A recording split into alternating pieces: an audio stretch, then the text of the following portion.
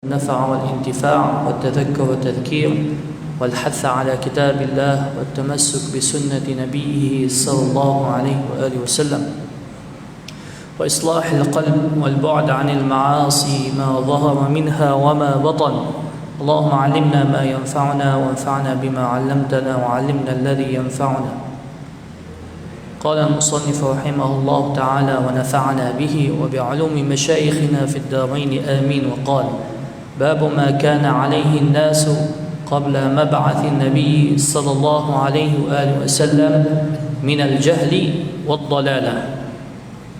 Alhamdulillah, segala puji bagi Allah Subhanahu wa taala yang telah bagi kita nikmat Islam, nikmat iman dan nikmat menuntut ilmu, nikmat berada di rumah Allah. Kita dalam keadaan sedang menunggu solat, dan orang yang dalam keadaan menunggu solat, dia sebenarnya seolah-olah berada dalam situasi dia solat. Tidak ada yang lain yang menyebabkan dia berada di rumah Allah Ta'ala melainkan dia nak menunggu solat. Jadi dia seolah-olah berada dalam keadaan dia berada dalam keadaan solat. Okay, Alhamdulillah. Yang pertama sekali saya mohon maaf kalau saya lambat sikit. Tadi ada jam teruk sikit. Yang kedua, saya berterima kasih sangat kepada Tuan Pengerusi Majlis dan AJK Surau kerana memberi saya peluang untuk berkongsi ilmu di masjid yang penuh al-barakah ni, Masjid Kota Damansara ataupun Masjid KD. Jadi kalau tempat lain saya cakap KD kan, orang ingat Kedah. Punya KD ni dia ada dua, satu Kota Damansara, satu lagi Kedah. Ke ada yang lain? Jadi biasanya orang yang Damansara kalau sebut KD ni famous lah, maksudnya Kota Damansara. Tapi kalau belah utara biasanya KD ni apa? Kedah. Okay, InsyaAllah kita dalam masa kita ambil masa yang sekejap ni antara maghrib isyak ni, kita akan baca beberapa hadis yang kita ambil daripada kitab Al-Imam Al-Kabir Abu Muhammad Abdullah bin Abdul Rahman Ad-Darimi. Dia salah seorang ulama besar ilmu hadis. Jadi dikatakan hadis bagi kita kitab sunnah hadis baginda SAW yang besar, yang menjadi ummahatul kutub ni, ada lebih kurang 6, betul tak? Yang pertama Sahih Imam Al-Bukhari, kitab yang paling sahih setelah kitab Al-Quran. Yang kedua Sahih Al-Imam Muslim. Yang ketiga Sunan Abi Dawud. Yang keempat Sunan Imam At-Tirmidzi, Sunan An-Nasa'i dan Sunan Ibn Majah. Ini yang famous lah. Tapi sebahagian ulama mengutamakan Sunan Imam Ad-Darimi daripada Sunan Ibn Majah. Jadi dia seolah-olah yang ke-6 dan Sunan Ibn Majah yang ke-7. Tapi yang famous Sunan Imam Ibn Majah adalah yang ke-6 dan Sunan Imam Darimi ni yang ke-7 ataupun mungkin ke-8 ya. Kenapa kita bincang tentang kitab ni? Saya sendiri secara peribadi suka sangat kitab sunnah ni kerana tertib dia. Biasanya kita akan bila baca kitab fiqah, kitab hadis ni, dia akan mulakan dengan bab taharah, betul tak? Bab bersuci. Jadi bila mula bab bersuci ni, kita agak-agak awkward sikit ataupun krik-krik lah. Faham tak? Maksudnya contoh kalau ada orang baru masuk Islam, bila dia masuk Islam cakap kita kena mula sekali kena bersuci, betul tak? Tak ada angin, tak ada ribut, terus kena bersuci. Padahal kita kena start daripada awal lagi lah. Maksudnya awal kita cerita dulu apa permulaan Islam ni. Permulaan Islam ni adalah yang mula sekali iaitu Nabi Adam AS, betul tak? Nabi Adam AS sampailah kepada baginda SAW semua risalah yang sama kan. Ani'budullah wa la tusyriku bihi syai'a. Sembah Allah yang esa dan jangan mensyirikkan Allah, betul tak? Jadi hubungan antara para nabi ni seolah-olah macam adik-beradik walaupun tak ada pertalian darah. Sebab apa? Risalah dia, mesej dia sama. La ilaha alla ta'budu illallah wa la tusyriku bihi syai'a. Janganlah sembah melainkan Allah dan jangan kita mensyirikkan Allah. Jadi maksudnya kita sebelum nak bersuci, sebelum kita nak bersolat, kita nak mendalami sejarah ataupun ilmu yang berkait dengan Islam ni. Apa permulaan Islam ni? Kenapa Islam ni dia membawa kebenaran? Kenapa Islam ni adalah cahaya yang menerangi kegelapan? Bagaimanakah keadaan manusia sebelum Islam datang? Macam itulah lebih kurang. Jadi dalam hadis-hadis ni kita akan baca betapa besarnya nikmat Islam dan nikmat iman terhadap umat manusia ni.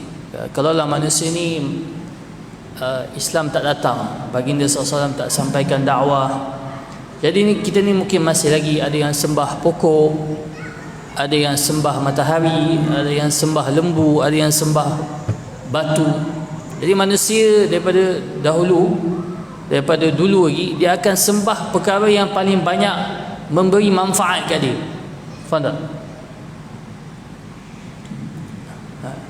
Ataupun dia akan sembah sesuatu yang dia rasa besar ataupun agung bagi dia.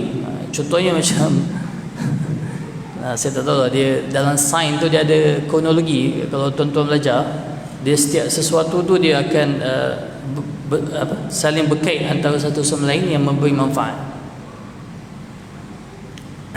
Okey, jadi kita Allahumma salli. Kita terus baca hadis baginda SAW supaya kita tak buang masa. Hadis yang pertama, haddatsana Muhammad bin Yusuf an Sufyan an al-A'mash an Abi Wa'il an Abdullah qala jaa rajulun ila Rasulillah sallallahu alaihi wa alihi wasallam فقال يا رسول الله أيؤاخذ الرجل بما عمل في الجاهلية. Daripada Abdullah, biasanya kalau diitlakkan Abdullah ni adalah Abdullah bin Mas'ud. Datang seorang lelaki kepada baginda SAW, maka dia berkata, wahai Rasulullah, adakah seorang lelaki itu akan dikira amalan dia sebelum jahiliyah? Qala man ahsana fil Islam lam yu'akhadh bima kana 'amila fil jahiliyah. Barang siapa yang masuk memeluk Islam dan dia beramal saleh dengan penuh bersungguh-sungguh, nescaya amalan dia yang terdahulu tak diambil kira. Faham tak tuan? Jadi wa man asaa fil Islam ukhidha bil awal wal akhir. Dan barang siapa yang dah masuk Islam, dah memeluk Islam, kemudian dia murtad, dia keluar dari Islam, nescaya amalan dia sebelum masuk Islam tu, amalan jahiliyah yang jahat yang sebelum Islam tu akan dicampur dengan amalan selepas dia murtad tu. Sebagai kata denda lah, kata apa, taubihan atau ta'nidan lah, sebagai tambahan tambahan balasan kat dia. Jadi sini tuan-tuan, kita kenapa baca hadis-hadis ni, kita nak mengetahui betapa besarnya nikmat iman dan nikmat Islam. Jadi kalau kita nak tahu tentang kelebihan nikmat Islam dan iman ni, kita kena baca sirah ataupun sejarah-sejarah orang yang terdahulu.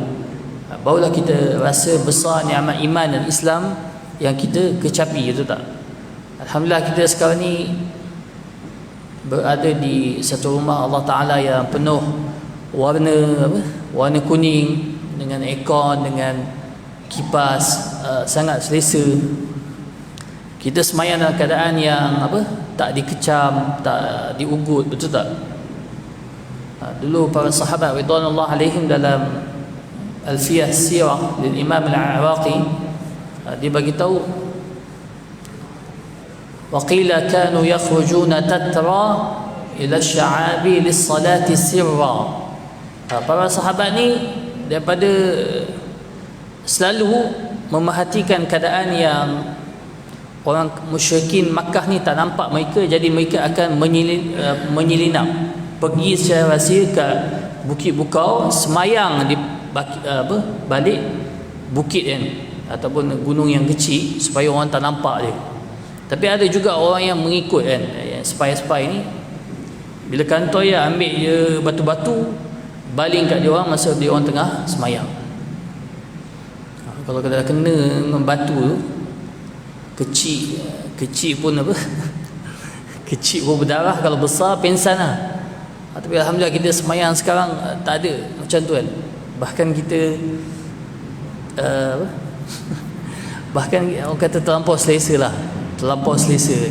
Ujian kita adalah nikmat selesa. Jadi kita nak insaf dan sedar betapa besarnya nikmat Islam dan nikmat iman.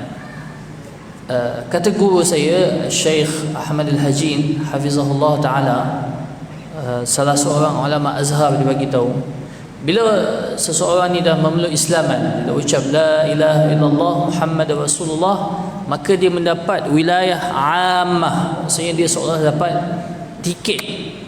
Kata bukanlah tiket confirm masuk syurga, tapi dia ada tiket tu, tiket la ilaha illallah tu. InsyaAllah selagi mana dia beriman dengan Allah, beriman dengan Allah Ta'ala, tiada Tuhan melainkan Allah dan Nabi Muhammad adalah pesuruh Allah, dan dia yakin inilah jalan kebenaran, ini adalah kunci masuk syurga kan. Walaupun dia tak pernah melakukan sebarang kebaikan, betul tak? Orang kata kalau tengok dia ni kat dunia confirm lah ahli neraka kan.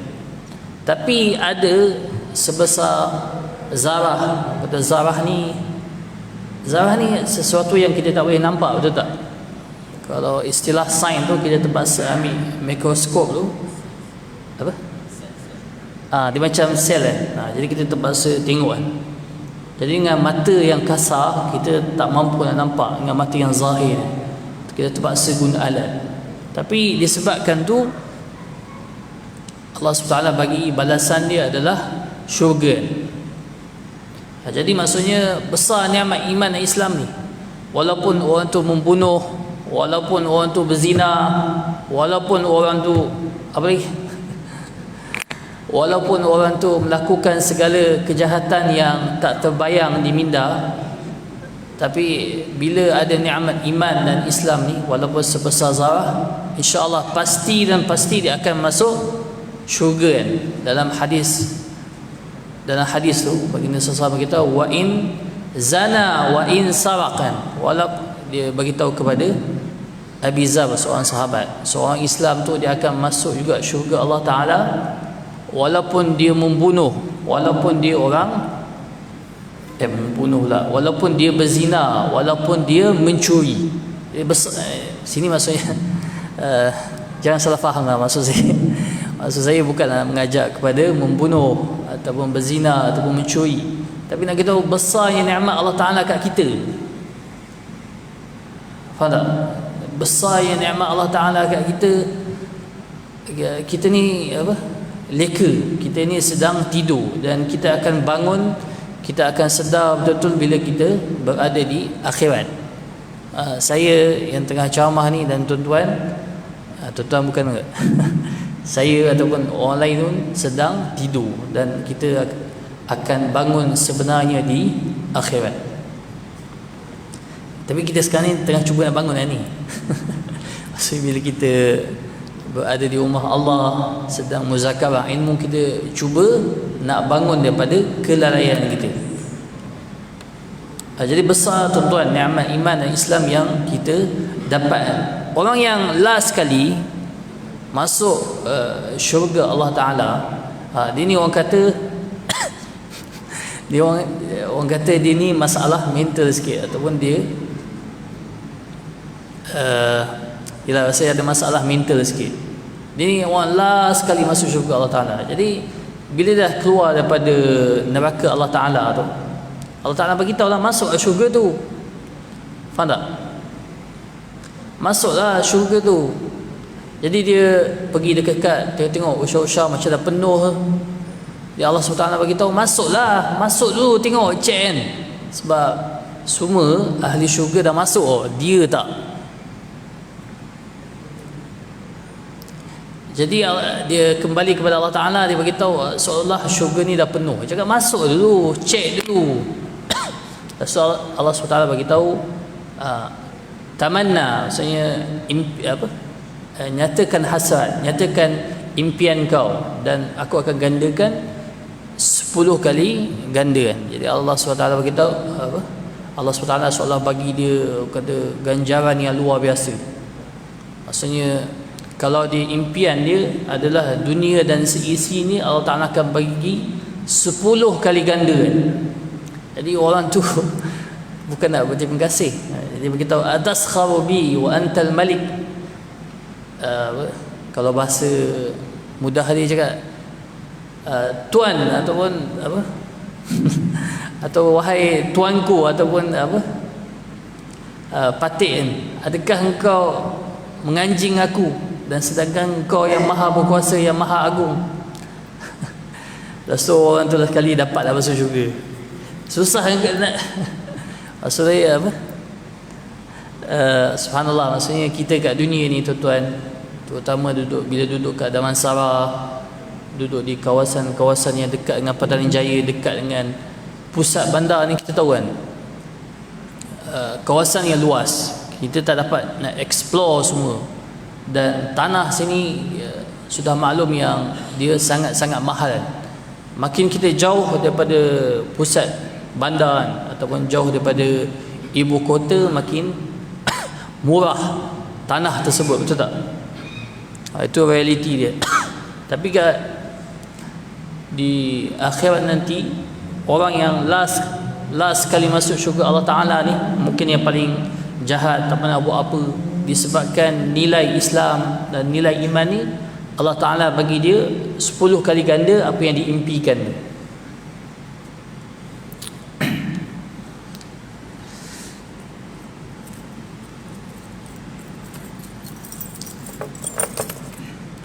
Okay, jadi sini datang seorang lelaki yang dah memeluk Islam.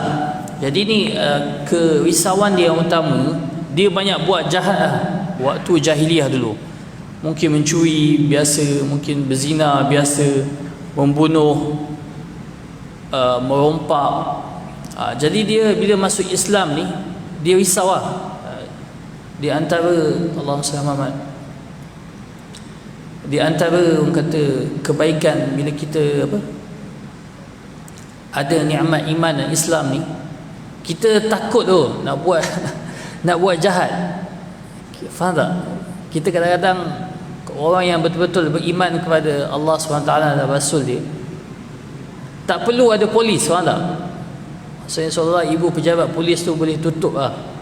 Kalau betul semua berpegang teguh kan, beriman dengan Allah Rasul dan takut dengan balasan akhirat, tutup lah. Jadi dulu tak beriman, tak percaya dengan Allah dan hari akhirat, tak percaya ada balasan, jadi buatlah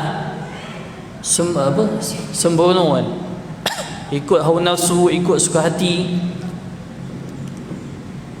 Tapi bila masuk Islam, dah beriman dengan Allah dan Rasul dan percaya adanya balasan hari akhirat, jadi risau lah semua kejahatan yang dulu tu kan. Jadi dia datang kepada baginda SAW, tanya secara personal kan, tanya secara peribadi, adakah amalan-amalan dia dulu akan diambil kira. Jadi baginda SAW beritahu, siapa yang masuk Islam dan beriman dan beramal soleh, jadi amalan terdahulu tu kosong, maksudnya pintu pula, maksudnya buku dia buku amalan ni kosong, bersih. Dia seolah-olah macam bayi yang baru dilahirkan. Ya, subhanallah. Jadi kita bila tengok saudara-saudara Islam kita masuk Islam, jadi kita happy lah. Sebab apa? Allah Ta'ala telah selamatkan dia daripada kufur kepada iman, daripada cahaya kegelapan kepada cahaya, dan insya-Allah daripada selama-lamanya kat neraka, insya-Allah selama-lamanya di syurga, betul tak? Kita, tuan-tuan dengan saya pasti ada kenalan non-muslim, betul tak? Mungkin kita bekerja sekali dengan dia, mungkin kita berjiran sekali dengan dia, dan kita ada hubungan baik sesama manusia dengan dia. Tapi malangnya dia bukan Islam. Jadi yang sedihnya kalau dia mati dan tak sempat masuk Islam, na'udzubillah, dia akan masuk neraka selamanya. Jadi benda ni bukan sesuatu yang gembira. Faham tak tuan-tuan? Nabi sallallahu alaihi wasallam apabila dia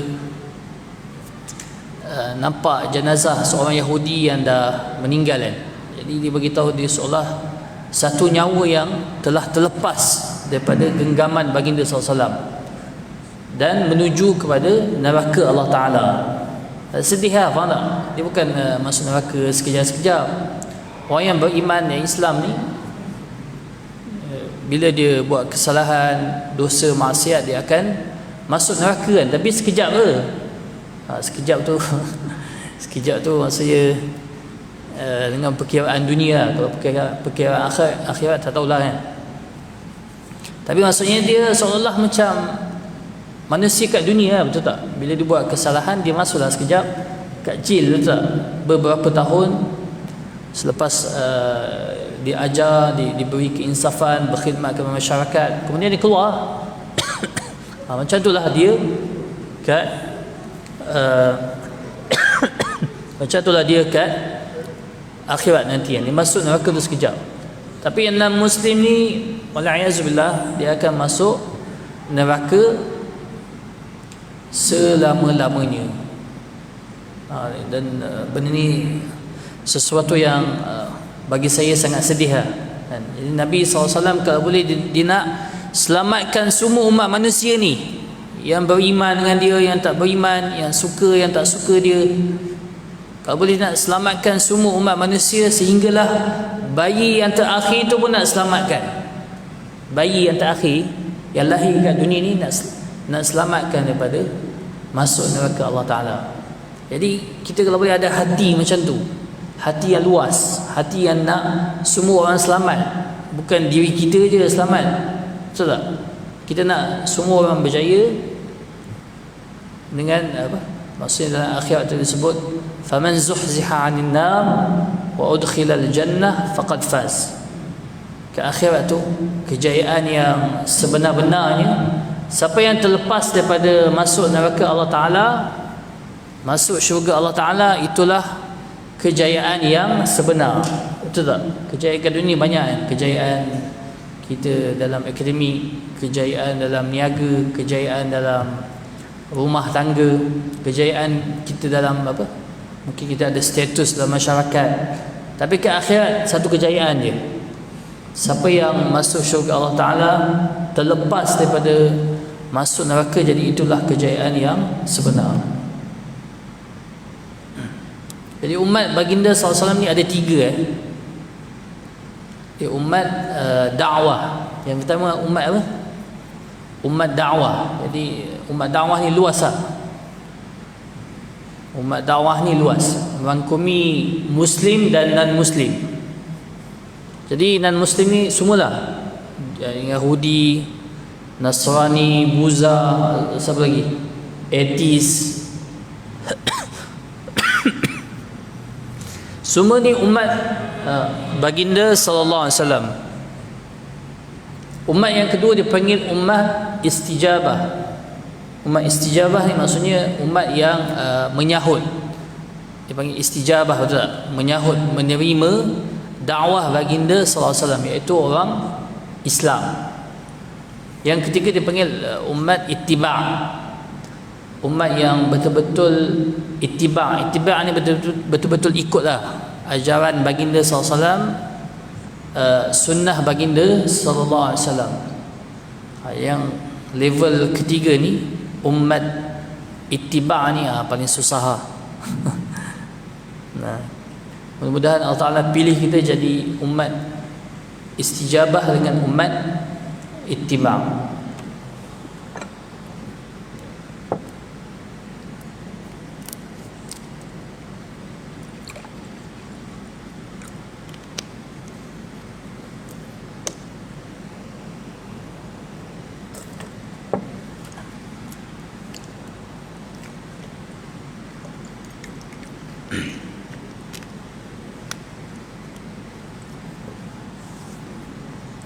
Hadis yang kedua, akhbarana al-Walid bin An-Nadr Ar-Ramli an Sabrah bin Ma'bad min Bani al-Harith bin Abi al-Haram min Lakhm an al-Wadin anna rajulan ata an-nabiy sallallahu alaihi wa alihi wasallam فقال يا رسول الله إنا كنا أهل جاهلية وعبادة أوثان فكنا نقتل الأولاد وكانت عندي ابنة لي فلما أجابت وكانت مسرورة بدعائي إذا دعوتها فدعوتها يوما فاتبعتني فمررت حتى أتيت بئرا من أهلي غير بعيد فأخذت بيدها فرديت بها في البئر وكان آخر عهدي بها أن تقول يا أبتاه يا أبتاه فبكى رسول الله صلى الله عليه وآله وسلم حتى وكف دمع عينيه. Tuan-tuan, Sunan Imam Darimi ni dia ada terjemahan dia. Tak silap saya kat Putrajaya tu ada satu nama pustaka, namanya Pustaka Al-Amin. Setahu saya dia ada buat terjemahan kepada kitab Sunan Imam Ad-Darimi. Jadi dalam hadis ni dia akan cerita secara terperinci tentang salah satu keadaan manusia ketika jahiliyah sebelum datangnya Islam. Jadi daripada Al-Wadin, bahawasanya datang seorang lelaki kepada baginda sallallahu alaihi wasallam. Maka dia beritahu, wahai Rasulullah, sesungguhnya kami dahulu kala adalah ahli jahiliyah, menyembah berhala dan kami membunuh anak-anak. Jadi zaman jahiliyah ni, zaman jahiliyah dulu ni dia orang selalu bunuh anak, betul tak? Dia orang bunuh anak ni sebab apa? Dia orang percaya yang anak ni seolah apa, dia bukan membawa rezeki, tapi dia akan berkongsi rezeki dengan kita, maka dia akan mengurangkan rezeki, betul tak? Satu makanan yang asalnya cukup untuk seorang, datang orang lain berkongsi, kurang kata. Jadi dia tak ada kepercayaan seperti orang Islam yang mana setiap anak yang lahir tu dilahir dengan dia bawa rezeki, dia bawa rezeki dia sendiri ataupun Allah Ta'ala yang bagi rezeki kat anak yang lahir tu. Bahkan mungkin pada rezeki anak tersebut ada rezeki kita sekali, betul tak? So anak tu jadi orang yang baik, yang berjaya, entah jadi kaya, kita pun tumpang gembira sekali. Jadi dulu orang-orang jahiliah ni dia bunuh lelaki dan perempuan. Tapi setahu saya, wallahu alam, dia orang banyak bunuh anak-anak perempuan. Faham tak? Sebab apa? Anak lelaki ni tapi yang paling teruk sekali selalunya paling teruk sekali dia bunuh anak lelaki ataupun anak perempuan, tak kira. Tapi biasanya dia akan bunuh perempuan sebab dia orang percaya bila dia orang dapat anak perempuan ni, dia akan membawa malang kepada keluarga, betul tak? Kalau jadi gundik ke, dia penzina ke, penari gelek ke, dia akan memalukan keluarga. Ataupun anak ni anak lelaki ni dia mungkin akan jadi seorang pahlawan, seorang businessman yang berjaya, dia akan bawa kebanggaan kepada keluarga. Tapi antara kepercayaan orang kafir dulu apa yang Islam sebut, wala taqtulu auladakum khasyata imlaq, dan janganlah kamu membunuh anak-anak kamu kerana takut akan kekurangan rezeki. Jadi orang lelaki ni yang datang mengadu kat baginda sallallahu alaihi wasallam ni, dia sama juga, dia baru masuk Islam. Jadi dia ada buat satu dosa yang bagi dia sangat besar, menghantui dia daripada waktu jahiliah sampailah dia masuk Islam. Apa dosa dia? Iaitu dia bunuh anak perempuan dia sendiri, anak kandung dia sendiri. Jadi disebut, wahai Rasulullah, sesungguhnya aku mempunyai anak perempuan. Falamma ajabat, maka apabila dia mampu menyahut, maksudnya menyahut sini dia dah sampai satu usia yang boleh, kalau kita tanya dia boleh jawab. Maksudnya budak ni masih kecil lagi, betul tak? Ya, budak-budak ni maksudnya bila dah lebih setahun 2 tahun, dia akan tangkap beberapa perkataan, betul tak? Jadi kita ni mak ayah ni bila dengar anak kita tu dah mula pandai bercakap kan, ada beberapa perkataan terima kasih apa tak baik-baik, jadi kita teruja, betul tak? Tapi dia ni sampai satu usia yang boleh menjawab. Bila kita tanya dia boleh jawab, betul tak? Bila kita suruh dia faham. Pergi sana dia pergi sana, pergi situ, jangan buat, dia tak buat. Wa kanat masruratan bi du'ai idza da'awtuha, dan budak kecil perempuan ni dia sangat happy kan kalau ayah dipanggil lah, nak datang sini, nak datang sini, dia happy sangat. Happy sangat dia, orang kata sangat sayangkan ayah dia. Fada'autuha yawman fattaba'adni. Jadi ada sekali tu ayah dia ni dia rancang sesuatu yang sangat jahat, satu dosa yang mungkin akan menghantui dia seumur hidup. Jadi ada sekali tu dipanggil anak perempuan dia, nak datang sini jap. Jadi dia ikut ayah dia. Bila dia ikut ayah dia lalu satu perigi yang besar, yang dalam. Jadi bila anak dia datang ikut dia capai tangan anak dia, dicampak dalam perigi tersebut, macam kita campak sampah dalam tong sampah. Dan perkataan yang last yang aku dengar daripada anak perempuan aku tu ialah ya abatah, ayah. Tak tahulah macam mana Saya tak tahulah macam mana tergamak kan, campak anak perempuan tu dalam pergi macam tu kan. Kalau ia pun kalau ia pun maksudnya letaklah seseluan, ni campaknya tu. Fabaka Rasulullah hatta waqafa dam'u 'ainaihi. Jadi bila baginda SAW dengar cerita tu dia menangis sampai kata mungkin basah kuyup janggut baginda SAW, dan janggut baginda SAW adalah sangat besar, dia cinian. Faqala lahu rajulun min julasa'i Rasulullah sallallahu alaihi wasallam ahzanta Rasulullah. Jadi sebahagian daripada yang duduk dalam majlis tu dengar cerita cakap, kau ni tak payah cerita lah macam ni, kau menyebabkan baginda SAW nangis. Dan baginda SAW kalau nangis yang sebenar-benarnya, bukan buat datang daripada sanubari yang penuh dengan rahmah dan kasih sayang. Jadi ni zaman sekarang ni antara ada sikit amalan-amalan jahiliah ni kita masih membunuh anak, betul tak? Maksudnya bukanlah bunuh anak, maksudnya kita ni orang Islam dan orang yang beriman ni, kita bukan maksum. Even ustaz ke penceramah ke, Tak ada siapa yang maksum. Selagi mana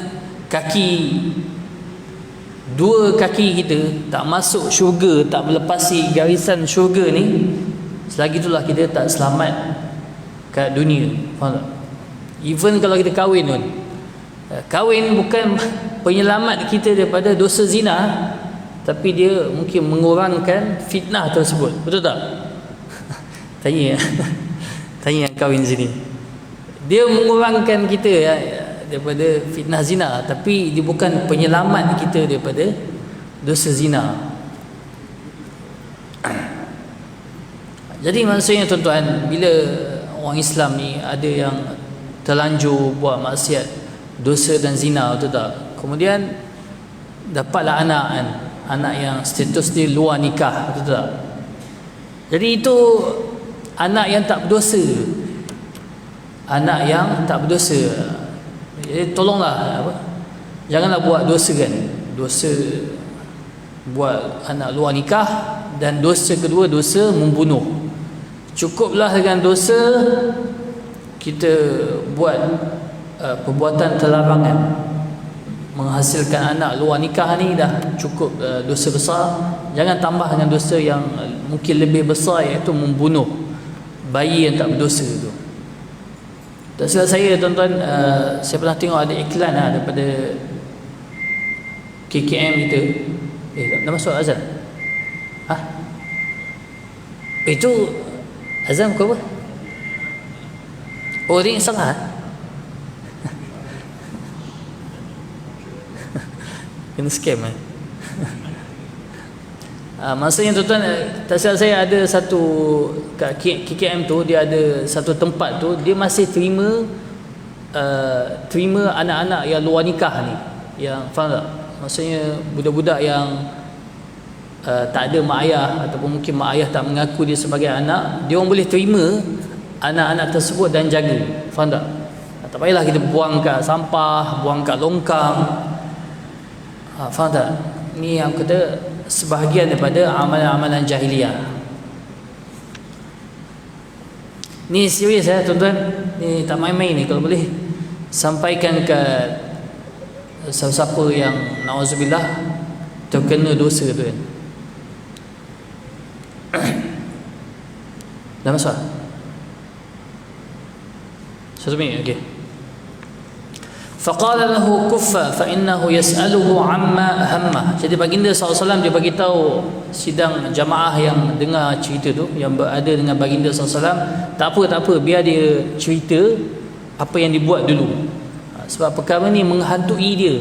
Betul tak? Bila dia masuk Islam, dia beriman dengan Allah Rasul, dia percaya dengan balasan akhirat, dia rasa berdosa lah. Perbuatan tu berat kan. Membunuh anak kandung sendiri, campak ke pergi macam tu, macam campak sampah. Jadi benda tu walaupun dia masuk Islam, benda tu menghantui dia. Tapi bila baginda SAW bagi tahu yang bila dia masuk Islam, jadi dosa dia terhapus, benda tu bagi ringan, maksudnya berita tu bagi keringanan bagi dia sikit, walaupun sebenarnya benda tu masih dan mungkin menghantui dia sampailah seumur hidup.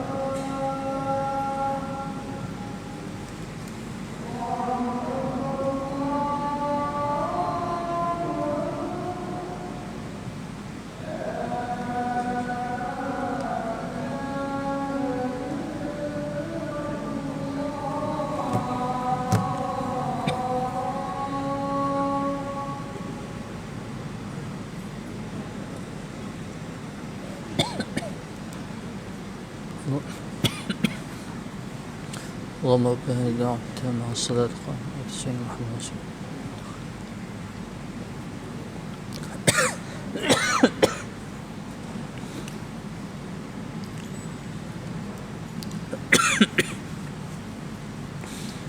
InsyaAllah kita sama sikit.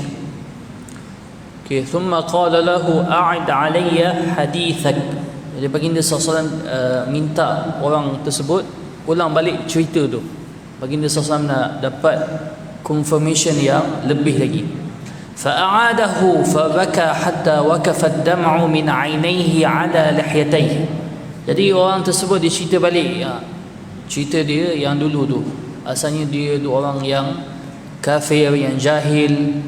Jadi dia ada anak perempuan yang sangat yang sangat menyayangi ayah dia. Datang satu hari tu dia ambil, dia campak macam tu je. Dia campak macam tu dan pergi macam dia campak sampah. Jadi baginda SAW bila dia dengar cerita kali kedua, dia menangis dan dia mengalirkan air mata sehingga kata basah kuyup janggut baginda sallallahu alaihi wasallam.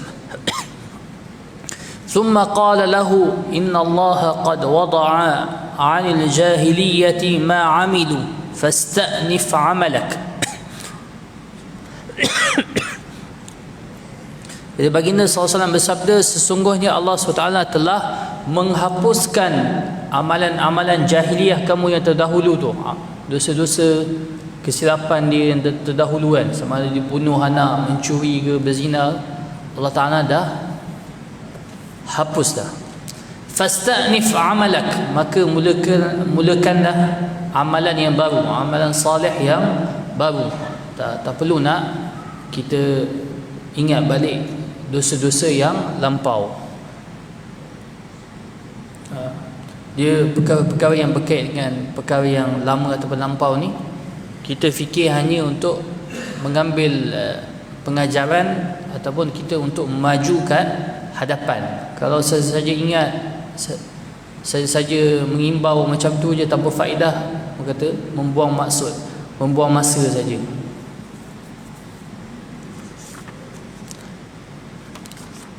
Jadi inilah tuan-tuan kata nikmat iman dan nikmat Islam yang Allah SWT bagi kat kita. Jadi kita bila dengar orang mu'allaf ni masuk Islam, kita sepatutnya sangat happy. Bahkan kalau ada isyarat-isyarat ataupun tanda-tanda kita tengok kenalan kita ataupun non-Muslim ni, cepat-cepat kita Islamkan dia, betul tak? Dia cakap dia nak masuk Islam, dia nak beriman dengan Allah, kita cepat-cepat ucapkan dia, faham tak? Dalam kitab bagi tahu, kita cepat-cepat ucapkan dia, kita panggil dia, ucap sekalian. Asyhadu an la ilaha illallah wa asyhadu anna Muhammadar Rasulullah. Kemudian kita cakap bahasa Melayu, tiada Tuhan melainkan, aku bersaksi tiada Tuhan melainkan Allah dan Nabi Muhammad adalah pesuruh Allah. Dia ikut sekali lah, faham tak? Jadi bila dia habis ucap semua tu, insyaAllah dia masuk Islam, betul tak? Tapi dia ada perbahasan dalam ilmu tauhid lah. Adakah kita perlu berucap untuk kita menyatakan yang kita ni betul-betul Islam, ataupun cukup iman dalam hati? Seperti sebahagian ulama bagi tahu, kita berucap dengan mulut ni untuk menandakan yang kita ni orang Islam. Jadi mudahlah kita nak bermuamalat, betul tak? Nak buat solat, nak kita berurus niaga, nak bernikah, mudah. Adapun ke akhirat nanti, orang yang beriman ni hanya Allah Ta'ala yang tahu. Jadi ke akhirat, kat dunia ni kadang-kadang kita nampak ada non-Muslim kat dunia ni nampak macam tak beriman, betul tak? Dia nama asing lah, nama macam orang India, tapi kat akhirat beriman, bahkan dia masuk syurga. Kat dunia dulu dia tak boleh nak zahirkan Islam dia atas faktor mungkin keselamatan, mungkin dia akan diancam bunuh, ataupun di atas faktor kewangan, betul tak? Dia takkan dapat kerja ataupun job kalau dia masuk Islam. Tapi ke akhirat Bahkan dia kat dunia ni ditanam di perkuburan orang kafir. Tapi tutup kat akhirat di kalangan orang beriman kan. Rupanya dia selama ni kat dunia ni disembunyikan iman dia. Jadi ada khilaf juga di kalangan ulama kan. Tapi maksudnya kalau kita jumpa non muslim macam tu, cepat-cepat kita ucapkan dia la ilaha illallah Muhammadar Rasulullah, bahasa Arab ke bahasa Melayu, yang penting dia berucap, betul tak?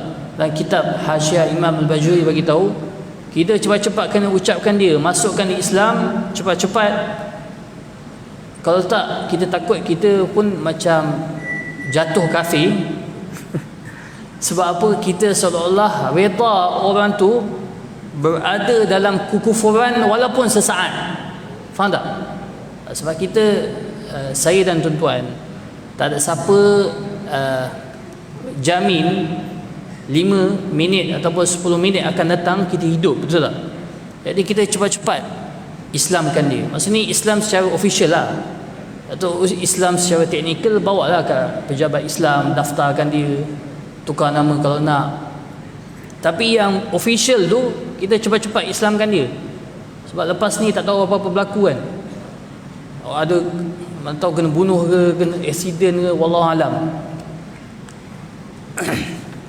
Dan kita saya tutup dengan satu cerita. Kita jangan jadi orang Islam yang fahaman dia pelik.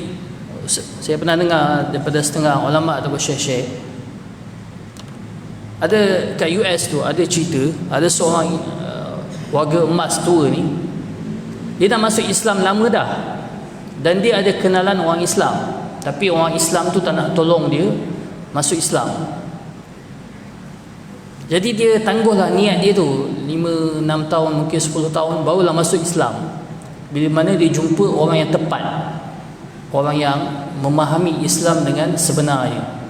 Jadi dia masuk Islam, berucap macam biasa. Jadi orang tanya dia kenapa tak masuk Islam dulu lagi, 5 tahun ke 10 tahun lepas. Jadi beritahu dia ada jumpa seorang kenalan ni, dan dia warga emas juga, tua. Tapi bila orang jumpa dia, tanya dia balik, sebab apa tak nak tolong dia ni masuk Islam semua. Dia beritahu dia rasa tak adil, dia rasa macam cemburu lah. Orang tu sebaya lebih kurang kan, yang non-Muslim tu 50-an, 55 ke 60 ke, orang tu 55 ke ataupun 60, betul tak? Tapi bila warga non-Muslim ni dia masuk je Islam, habis dosa dia terhapus. Betul tak? Dia seperti bayi yang baru dilahirkan. Adapun orang Islam ni masih lagi dosa dia banyak, betul tak? Jadi dia jealous. Jadi rasa dia tak adil lah. Jadi sebab itulah dia jadi sebab itulah dia tak tolong dia nak masuk Islam. Ini masalah ni, bila orang Islam sendiri tak faham tentang Islam. Engkau kalau tolong dia masuk Islam, mana tahu solat dia, puasa dia, zakat dia, apa yang dia buat tu semua masuk dalam akaun kita. Ini masalah pula. Kita orang Islam ni kena belajar lagi mendalam tentang Islam supaya jangan jadi fitnah terhadap Islam. Okay, kita tutup majlis dengan tasbih kafarah dan surah Al-Asr. Subhanakallahumma bihamdik, asyhadu an la ilaha illa anta, astaghfiruka. Al-Asr innal insana fi khusr illa alladhina amanu wa amilus salihati wa tawassaw bil haqq wa tawassaw bis sabr.